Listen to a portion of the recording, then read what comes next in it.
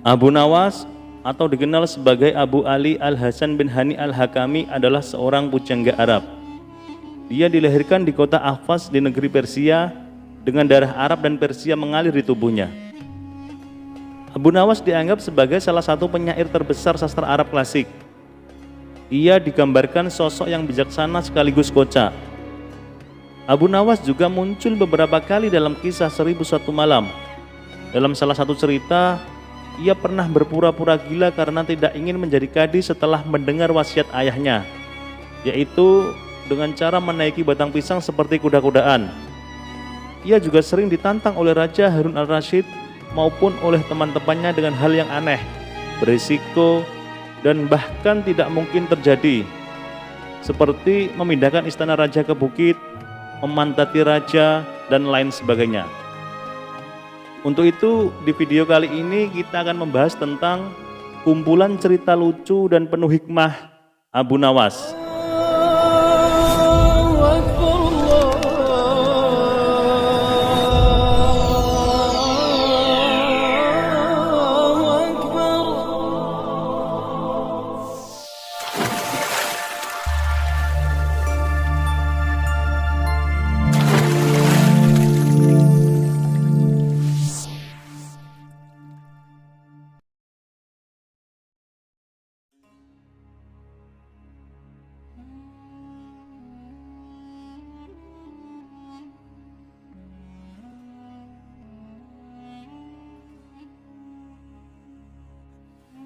A'udzu billahi minasyaitonir rajim. Bismillahirrahmanirrahim.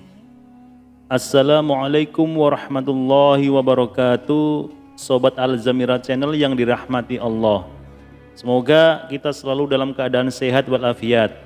Amin ya rabbal alamin.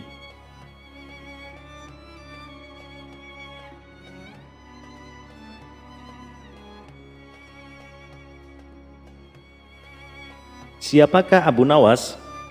Tokoh yang dianggap badut namun juga dianggap ulama besar ini. Tokoh super lucu yang tiada bandingnya. Dia aslinya orang Persia yang dilahirkan pada tahun 750 Masehi di Ahwas dan meninggal pada tahun 809 Masehi di Baghdad. Setelah dewasa, ia mengembara ke Basra dan Kufah. Di sana ia belajar bahasa Arab dan bergaul rapat sekali dengan orang-orang Badui padang pasir. Karena pergaulannya itu, ia mahir sekali bahasa Arab dan adat istiadat dan kegemaran orang Arab. Ia juga pandai bersyair, berpantun dan menyanyi. Ia sempat pulang ke negerinya, namun pergi lagi ke Baghdad bersama ayahnya. Keduanya menghambakan diri kepada Sultan Harun al-Rasyid, Raja Baghdad. Baiklah teman-teman, mari kita mulai kisah penggeli hati ini. Dikisahkan bapaknya Abu Nawas adalah penghulu kerajaan Baghdad bernama Maulana. Pada suatu hari bapaknya Abu Nawas yang sudah tua itu sakit parah dan akhirnya meninggal dunia. Lalu kemudian Abu Nawas dipanggil ke istana. Ia diperintahkan Sultan untuk mengubur jenazah bapaknya itu sebagaimana adat Syekh Maulana. Apa yang dilakukan Abu Nawas hampir tiada bedanya dengan Kadi Maulana, baik mengenai tata cara, memandikan jenazah, hingga mengkafani, menyolati, dan mendoakannya. Maka Sultan bermaksud mengangkat Abu Nawas menjadi kadi atau penghulu menggantikan kedudukan bapaknya. Namun Abu Nawas mendengar rencana sang Sultan. Tiba-tiba saja Abu Nawas yang cerdas itu nampak berubah menjadi gila. Usai upacara pemakaman bapaknya, Abu Nawas mengambil sebatang pohon pisang dan diperlakukannya seperti kuda.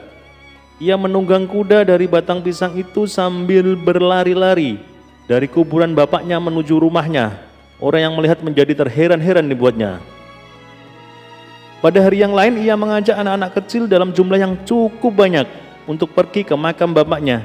Dan di atas makam bapaknya itu ia mengajak anak-anak bermain rebana dan bersukacita. Kini semua orang semakin heran atas kelakuan Abu Nawas. Mereka menganggap Abu Nawas sudah menjadi gila karena ditinggal mati oleh bapaknya. Pada suatu hari, ada beberapa orang utusan dari Sultan Harun al-Rasyid datang menemui Abu Nawas.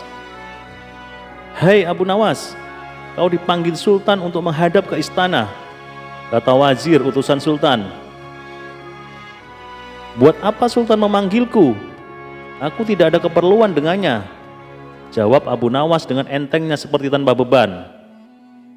Hai Abu Nawas, kau tidak boleh berkata seperti itu kepada rajamu, kata wazir. Hai wazir, kau jangan banyak cakap. Cepat ambil ini kudaku dan mandikan di sungai supaya bersih dan segar, kata Abu Nawas sambil menyodorkan sebatang pohon pisang yang dijadikan kuda-kudaan. Si wazir hanya geleng-geleng kepala melihat kelakuan Abu Nawas. Abu Nawas, kau mau apa tidak menghadap Sultan, kata wazir. Katakan kepada rajamu, aku sudah tahu maka aku tidak mau, kata Abu Nawas. Apa maksudnya Abu Nawas? Tanya wazir dengan rasa penasaran. Sudah, pergi sana. Bilang saja begitu kepada rajamu, sergah Abu Nawas sembari menyaruk debu dan dilempar ke arah si wazir dan teman-temannya. Si wazir segera menyingkir dari halaman rumah Abu Nawas. Mereka laporkan keadaan Abu Nawas yang seperti tak waras itu kepada Sultan Harun ar-Rasyid. Dengan geram Sultan berkata, kalian bodoh semua, hanya menghadapkan Abu Nawas kemari saja tak becus. Ayo pergi ke rumah Abu Nawas, bawa dia kemari dengan sukarela ataupun terpaksa. Si wazir segera mengajak beberapa prajurit ke istana, dan dengan paksa Abu Nawas dihadirkan di hadapan raja. Namun lagi-lagi di hadapan raja, Abu Nawas berlagak pilon. Bahkan tingkahnya ugal-ugalan tak selayaknya berada di hadapan seorang raja. Abu Nawas, bersikaplah sopan, tegur Baginda. Ya Baginda, tahukah Anda? Apa Abu Nawas? Baginda, terasi itu asalnya dari udang. Kurang ajar kau menghinaku Abu Nawas. Tidak Baginda, siapa bilang udang berasal dari terasi? Baginda merasa dilecehkan. Ia naik pitam dan segera memberi perintah kepada pengawalnya. Hajar dia, pukuli dia sebanyak 25 kali. Wah, Abu Nawas yang kurus kering itu akhirnya lemas tak berdaya dipukuli tentara yang bertubuh kekar. Usai dipukuli, Abu Nawas disuruh keluar istana. Ketika sampai di pintu gerbang kota, ia dicegat oleh penjaga. Hai Abu Nawas, tempo hari ketika kau hendak masuk ke kota ini, kita telah mengadakan perjanjian. Masa kau lupa pada janjimu itu? Jika engkau diberi hadiah oleh Baginda, maka engkau berkata, aku bagi dua, engkau satu bagian, aku satu bagian. Nah, sekarang mana bagianku itu?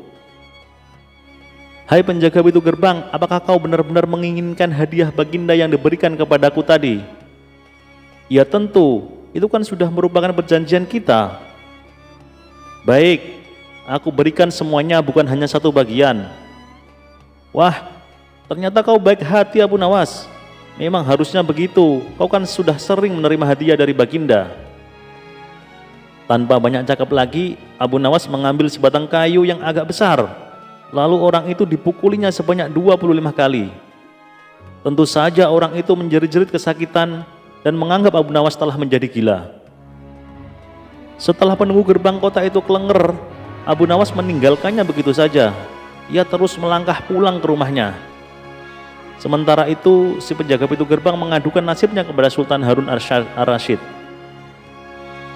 Ya Tuanku Syah Alam, ampun beribu ampun, hamba datang kemari mengadukan Abu Nawas yang telah memukul hamba sebanyak 25 kali tanpa suatu kesalahan.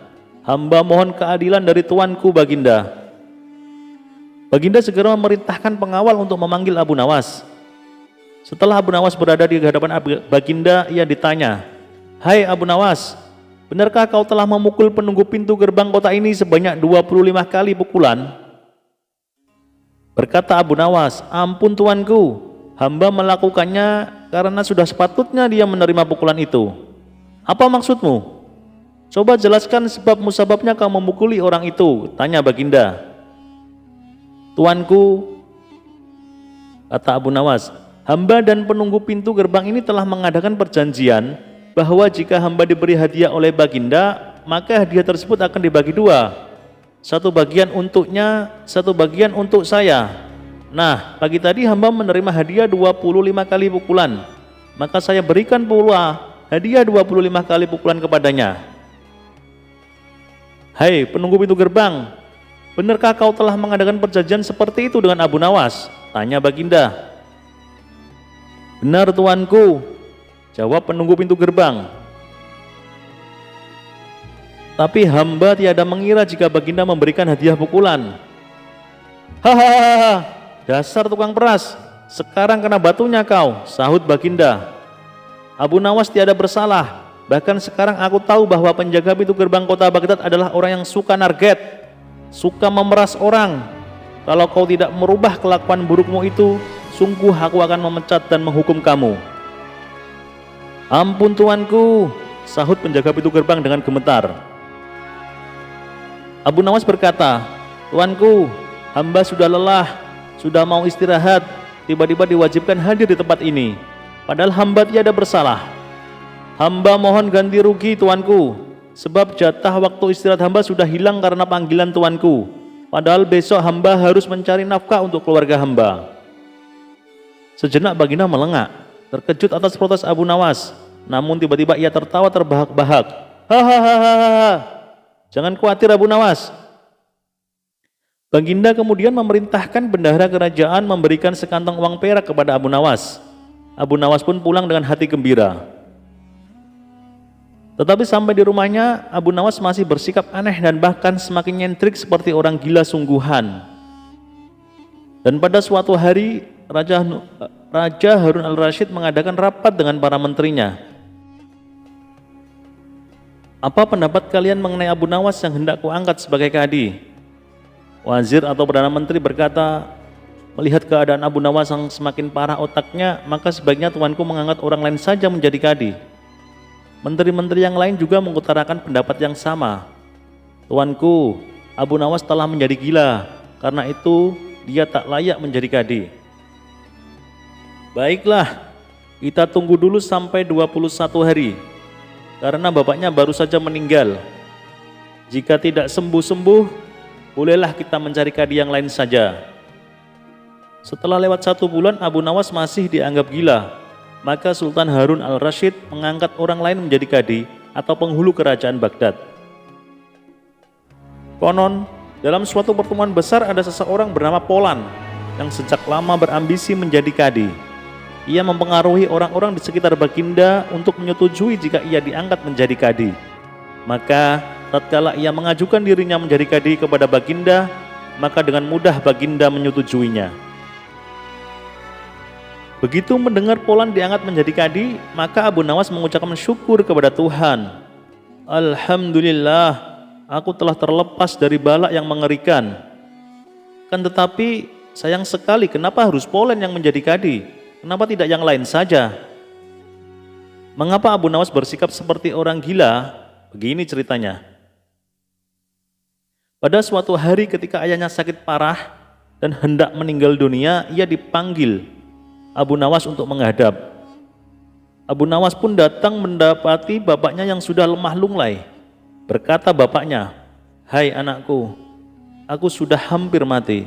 Sekarang ciumlah telinga kanan dan telinga kiriku." Abu Nawas segera menuruti permintaan terakhir bapaknya. Ia cium telinga kanan bapaknya, ternyata berbau harum, sedangkan yang sebelah kiri berbau sangat busuk. Bagaimana anakku? Sudah kau cium? Benar bapak. Ceritakan dengan sejujurnya, baunya kedua telingaku ini. Aduh pak, sungguh mengherankan sekali. Telinga bapak yang sebelah kanan berbau harum sekali, tapi yang sebelah kiri kok baunya amat busuk. Hai anakku Abu Nawas, tahukah apa sebabnya bisa terjadi begini? Wahai bapakku, cobalah ceritakan kepada anakmu ini.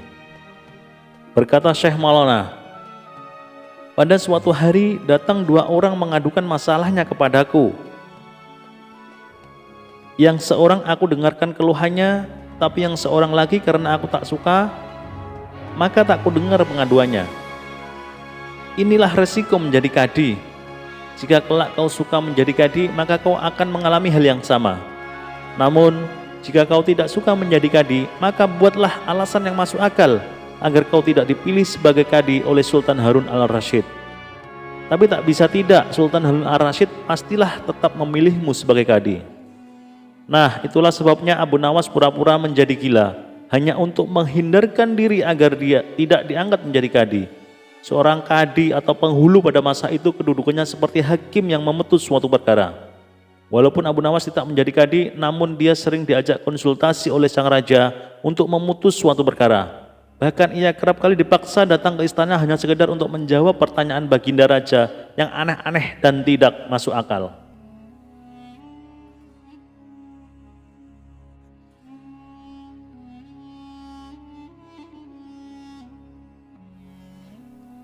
Suatu hari Abu Nawas dipanggil baginda.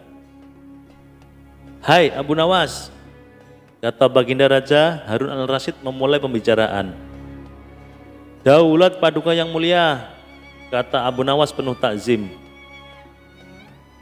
"Aku harus berterus terang kepadamu bahwa kali ini engkau kupanggil bukan untuk kupermainkan atau kuperangkap, tetapi aku benar-benar memerlukan bantuanmu," kata baginda bersungguh-sungguh.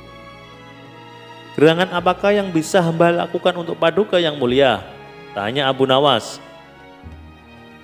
"Ketahuilah bahwa beberapa hari yang lalu aku mendapat kunjungan kenegaraan dari negeri sahabat. Kebetulan rajanya beragama Yahudi. Raja itu adalah sahabat karibku. Begitu dia berjumpa denganku, dia langsung mengucapkan salam secara Islam, yaitu Assalamualaikum, kesejahteraan buat kalian semua. Aku tak menduga sama sekali. Tanpa pikir panjang, aku menjawab sesuai dengan yang diajarkan oleh agama kita, yaitu kalau mendapat salam dari orang yang tidak beragama Islam, hendaklah engkau jawab dengan Wassalamualaikum, kecelakaan bagi kamu. Tentu saja dia merasa tersinggung. Dia menanyakan mengapa aku tega membalas salamnya yang penuh doa keselamatan dengan jawaban yang mengandung kecelakaan. Saat itu sungguh aku tidak bisa berkata apa-apa selain diam. Pertemuanku dengan dia selanjutnya tidak berjalan dengan semestinya.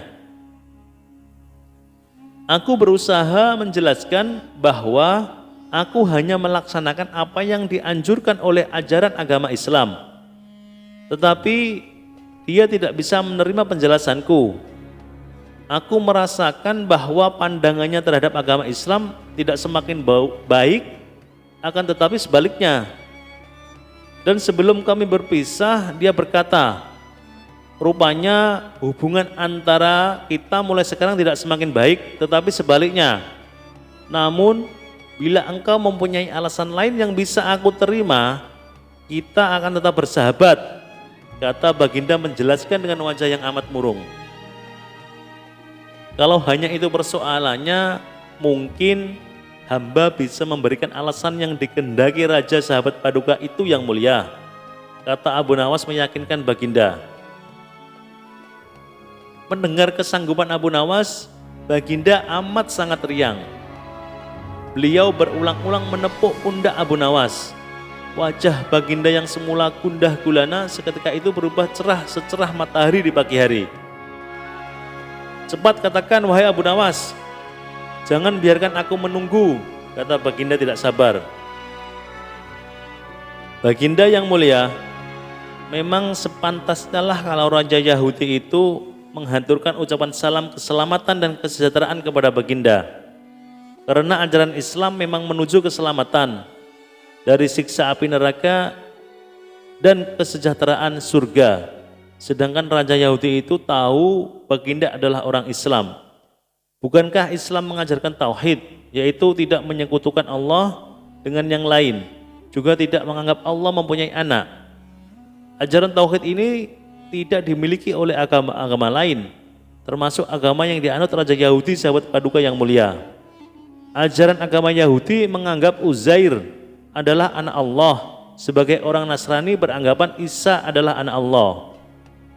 Maha suci Allah dari segala sangkaan mereka. tidak pantas Allah mempunyai anak. Sedangkan orang Islam membalas salam dengan ucapan wassalamualaikum, kecelakaan bagi kamu.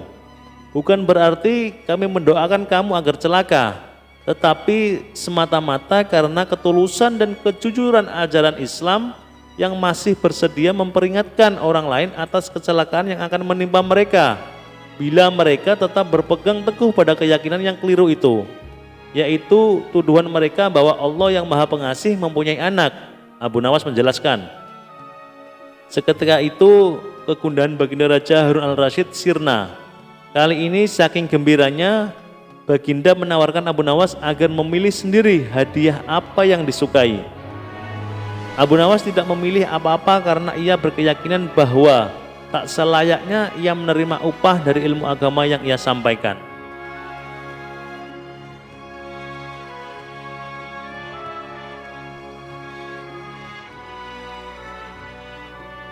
Abu Nawas sebenarnya adalah seorang ulama yang alim. Tak begitu mengherankan jika Abu Nawas mempunyai murid yang tidak sedikit. Di antara sekian banyak muridnya, ada satu orang yang hampir selalu menanyakan mengapa Abu Nawas mengatakan begini dan begitu. Suatu ketika ada 3 orang tamu bertanya kepada Abu Nawas dengan pertanyaan yang sama. Orang pertama mulai bertanya, manakah yang lebih utama, orang yang mengerjakan dosa-dosa besar atau orang-orang yang mengerjakan dosa-dosa kecil? Orang yang mengerjakan dosa-dosa kecil, jawab Abu Nawas. Mengapa? Kata orang pertama. Sebab lebih mudah diampuni oleh Tuhan, kata Abu Nawas. Orang pertama puas karena ia memang yakin begitu. Orang kedua bertanya dengan pertanyaan yang sama. Manakah yang lebih utama, orang yang mengerjakan dosa-dosa besar atau orang-orang yang mengerjakan dosa-dosa kecil? Orang yang tidak mengerjakan keduanya, jawab Abu Nawas. Mengapa? Kata orang kedua. Dengan tidak mengerjakan keduanya, tentu tidak memerlukan pengampunan dari Tuhan, kata Abu Nawas. Orang kedua langsung bisa mencerna jawaban Abu Nawas. Orang ketiga juga bertanya dengan pertanyaan yang sama. Manakah yang lebih utama, orang yang mengerjakan dosa-dosa besar atau orang yang mengerjakan dosa-dosa kecil? Orang yang mengerjakan dosa-dosa besar, jawab Abu Nawas. Mengapa? Kata orang ketiga. Sebab pengampunan Allah kepada hambanya sebanding dengan besarnya dosa hamba itu, jawab Abu Nawas. Orang ketiga menerima alasan Abu Nawas. Kemudian ketiga orang itu pulang dengan perasaan puas. Karena belum mengerti, seorang murid Abu Nawas bertanya, mengapa dengan pertanyaan yang sama bisa menghasilkan jawaban yang berbeda? Manusia dibagi 3 tingkatan, tingkatan mata, tingkatan otak, dan tingkatan hati. Apakah tingkatan mata itu? Tanya murid Abu Nawas. Anak kecil yang melihat bintang di langit, ia mengatakan bintang itu kecil karena ia hanya menggunakan mata, jawab Abu Nawas mengandaikan. Apakah tingkatan otak itu? Tanya murid Abu Nawas lagi. Orang pandai yang melihat bintang di langit, ia mengatakan bintang itu besar karena ia berpengetahuan, jawab Abu Nawas. Lalu apakah tingkatan hati itu? Tanya murid Abu Nawas kembali. Orang pandai dan mengerti yang melihat bintang di langit, ia tetap mengatakan bintang itu kecil walaupun ia tahu bintang itu besar. Karena bagi yang mengerti tidak ada sesuatu apapun yang besar jika dibandingkan dengan kemahabesaran Allah. Kini murid Abu Nawas mulai mengerti mengapa pertanyaan yang sama bisa menghasilkan jawaban yang berbeda. Ia bertanya lagi, wahai guru, mungkinkah manusia bisa menipu Tuhan? Mungkin, jawab Abu Nawas. Bagaimana caranya? Tanya murid Abu Nawas ingin tahu. Dengan merayunya melalui pujian dan doa, kata Abu Nawas. Ajarkanlah doa itu padaku wahai guru, pinta murid Abu Nawas. Doa itu adalah ilaihi lastulil firdausi alan wala aqwa alan naril jahimi fahabli taubatan waghfir dunubi fa innaka ghafirudz dzambil azimi. Sedangkan arti doa itu adalah, wahai Tuhanku, aku ini tidak pantas menjadi penghuni surga, tetapi aku tidak akan kuat terhadap panasnya api neraka. Oleh sebab itu, terimalah tobatku serta ampunilah dosa-dosaku, karena sesungguhnya Engkaulah Zat yang mengampuni dosa-dosa besar.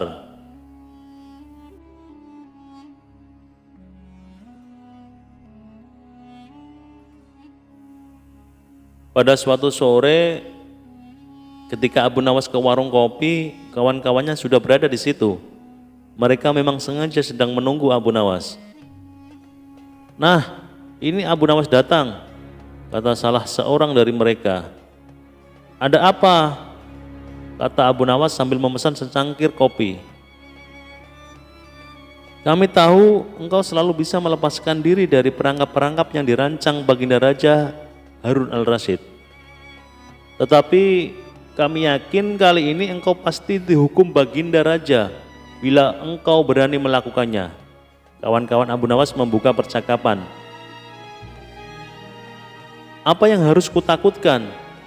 Tidak ada sesuatu apapun yang perlu ditakuti kecuali kepada Allah Subhanahu wa Ta'ala, kata Abu Nawas menantang.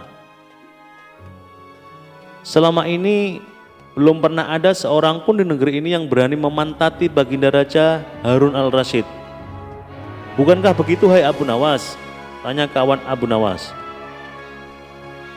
Tentu saja tidak ada yang berani melakukan hal itu, karena itu adalah pelecehan yang amat berat, hukumannya pasti dipancung, kata Abu Nawas memberitahu. Itulah yang ingin kami ketahui darimu. Beranikah engkau melakukannya? Sudah kukatakan bahwa aku hanya takut kepada Allah Subhanahu wa Ta'ala saja. Sekarang apa taruhannya bila aku bersedia melakukannya? Abu Nawas ganti bertanya. 100 keping uang emas. Di samping itu Baginda harus tertawa tatkala engkau pantati, kata mereka. Abu Nawas pulang setelah menyanggupi tawaran yang amat berbahaya itu. Kawan-kawan Abu Nawas tidak yakin Abu Nawas sanggup membuat Baginda Raja tertawa, apalagi ketika dipantati. Kayaknya kali ini Abu Nawas harus berhadapan dengan Algojo pemenggal kepala. Minggu depan Baginda Raja Harun al-Rasyid akan mengadakan jamuan kenegaraan. Para menteri, pegawai istana, dan orang-orang dekat Baginda diundang, termasuk Abu Nawas. Abu Nawas merasa hari-hari berlalu dengan cepat karena ia harus menciptakan jalan keluar yang paling aman bagi keselamatan lehernya dari pedang Algojo. Tetapi bagi kawan-kawan Abu Nawas, hari-hari terasa amat panjang karena mereka tak sabar menunggu pertaruhan yang amat mendebarkan itu. Persiapan-persiapan di halaman istana sudah dimulai. Baginda Raja menginginkan perjamuan nanti meriah karena Baginda juga mengundang raja-raja dari negeri sahabat. Ketika hari yang dijanjikan tiba, semua tamu sudah datang kecuali Abu Nawas. Kawan-kawan Abu Nawas yang menyaksikan dari jauh merasa kecewa karena Abu Nawas tidak hadir. Namun ternyata mereka keliru. Abu Nawas bukannya tidak datang, tetapi terlambat sehingga Abu Nawas duduk di tempat yang paling belakang.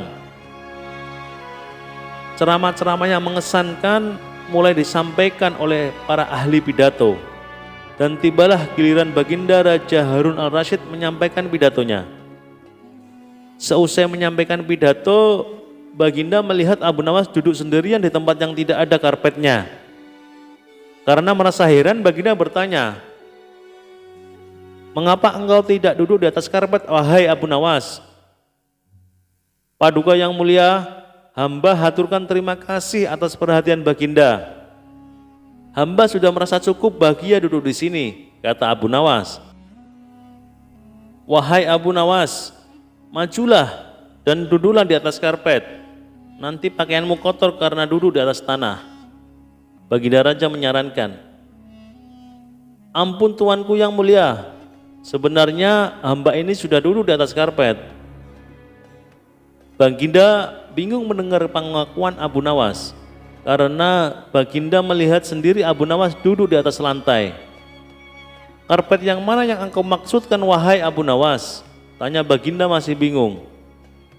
Karpet hamba sendiri tuanku yang mulia. Sekarang hamba selalu membawa karpet kemanapun hamba pergi, kata Abu Nawas seolah-olah menyimpan misteri.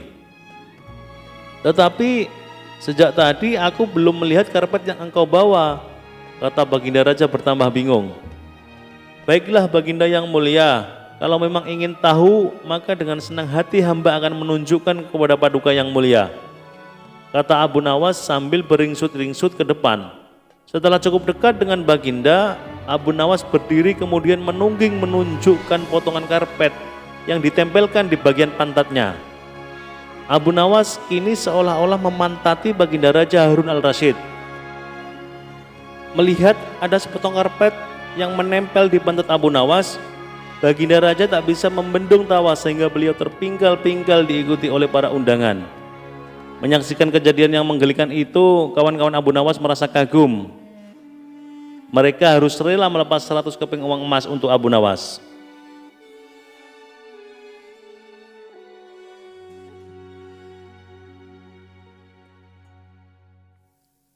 Tidak seperti biasa, hari itu Baginda Harun al-Rasyid tiba-tiba ingin menyamar menjadi rakyat biasa.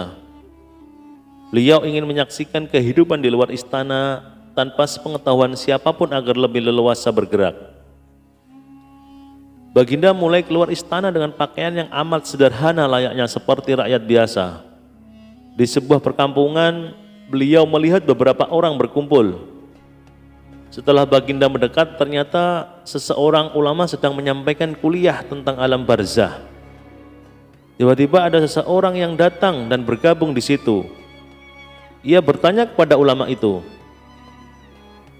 "Kami menyaksikan orang kafir pada suatu waktu dan mengintip kuburnya, tetapi kami tiada mendengar mereka berteriak dan tidak pula melihat penyiksaan-penyiksaan yang katanya sedang dialaminya. Maka bagaimana cara membenarkan sesuatu yang tidak sesuai dengan yang dilihat mata?" Ulama itu berpikir sejenak kemudian ia berkata, "Untuk mengetahui yang demikian itu harus dengan panca indera yang lain. Ingatkah kamu dengan orang yang sedang tidur? Dia kadangkala bermimpi dalam tidurnya digigit ular, diganggu, dan sebagainya. Ia juga merasa sakit dan takut ketika itu, bahkan memekik dan keringat bercucuran pada keningnya. Ia merasakan hal semacam itu seperti ketika tidak tidur. Sedangkan engkau yang duduk di dekatnya menyaksikan keadaannya seolah-olah tidak ada apa-apa. Padahal apa yang dilihat serta dialaminya adalah dikelilingi ular. Maka jika masalah mimpi yang remeh saja sudah tidak mampu mata lahir melihatnya, mungkinkah engkau bisa melihat apa yang terjadi di alam barzah?" Baginda Raja terkesan dengan penjelasan ulama itu. Baginda masih ikut mendengarkan kuliah itu. Ini ulama itu melanjutkan kuliahnya tentang alam akhirat. Dikatakan bahwa di surga tersedia hal-hal yang amat disukai nafsu, termasuk benda-benda.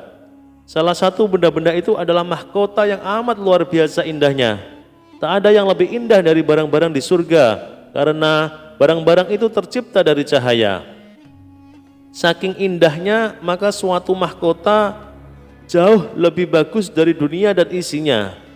Baginda makin terkesan. Beliau pulang kembali ke istana. Baginda sudah tidak sabar ingin menguji kemampuan Abu Nawas. Abu Nawas dipanggil oleh Baginda. Setelah menghadap, Baginda mengatakan kepada Abu Nawas, "Aku menginginkan engkau sekarang juga berangkat ke surga, Abu Nawas. Kemudian bawakan aku sebuah mahkota surga yang katanya tercipta dari cahaya itu. Apakah engkau sanggup, Abu Nawas?" "Sanggup, Paduka yang mulia," kata Abu Nawas langsung menyanggupi tugas yang mustahil dilaksanakan itu. Tetapi Baginda harus menyanggupi pula satu syarat yang akan hamba ajukan. "Sebutkan syarat itu," kata Baginda Raja. "Hamba mohon Baginda menyediakan pintunya agar hamba bisa memasukinya." "Pintu apa?" tanya Baginda belum mengerti. "Pintu alam akhirat, Baginda," jawab Abu Nawas. Apa itu? Tanya Baginda ingin tahu. Kiamat wahai paduka yang mulia. Masing-masing alam mempunyai pintu. Pintu alam dunia adalah liang peranakan ibu. Pintu alam barzah adalah kematian. Dan pintu alam akhirat adalah kiamat. Surga berada di alam akhirat. Bila Baginda masih tetap menghendaki hamba mengambilkan sebuah mahkota di surga, maka dunia harus kiamat terlebih dahulu. Mendengar penjelasan Abu Nawas, Baginda Raja terdiam. Di sela-sela kebingungan Baginda Raja Harun al-Rasyid, Abu Nawas bertanya lagi, masihkah Baginda menginginkan mahkota dari surga? Baginda Raja tidak menjawab. Beliau diam 1000 bahasa. Sejenak kemudian Abu Nawas mohon diri karena Abu Nawas sudah tahu jawabannya.